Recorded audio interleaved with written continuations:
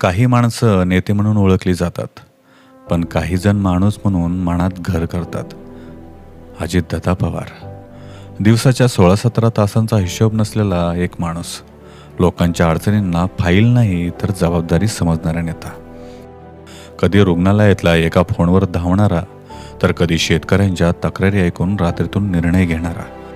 बारामतीची शिस्त, कुटुंबाची जबाबदारी आणि एकदा घेतलेली जबाबदारी निभवण्याची वृत्ती, आणि यातच घडलेला नेता म्हणजे अजितदादा पवार.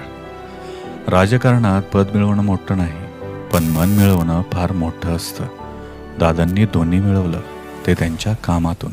शेती, सहकार, पायाभूत सुविधा, शिक्षण, प्रत्येक ठिकाणी तोच ठामपणा आणि ते स्पष्टता, आणि प्रत्येक निर्णयात एकच विचार: जनतेतील लोकांचं भलं करणं.